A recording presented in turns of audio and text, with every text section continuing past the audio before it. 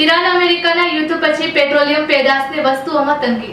Iran અમેરિકાના યુદ્ધ પછી પેટ્રોલિયમ પેદાશની વસ્તુઓમાં ઘણી તંગી ઊભી થવા પામી છે, જેમાં ફેક્ટરીઓ, ખેતી કે અન્ય ઓજારો માટે ડીઝલની જરૂર હોય છે અને હાલની તકે ડીઝલની જ તંગી ઊભી થવા પામી છે, જેના કારણે પેટ્રોલ પંપ ઉપર વાહનોની લાંબી લાઈનો ઊભેલી જોવા મળે છે.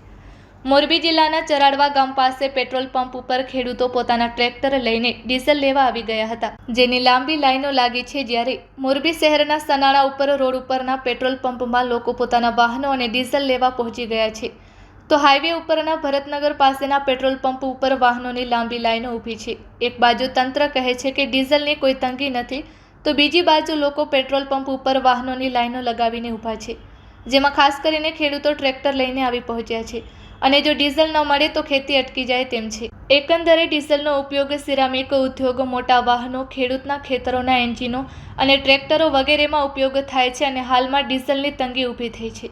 Report by Shrikant Patel, Kutch care news, Morbi. મારું નામ અશોકભાઈ ચતુરભાઈ ચૌહાણ. 9 વાગ્યાની આસપાસથી ઊભા છીએ અને હજી 10, સાડા 10થી હજી 12 વાગ્યાની આસપાસ વારો આવશે અને 3000 રૂપિયાનું ડીઝલ આપે છે. અમારે આશરે 5000થી 6000ની જરૂર પડી પર ડે, રોજે રોજ.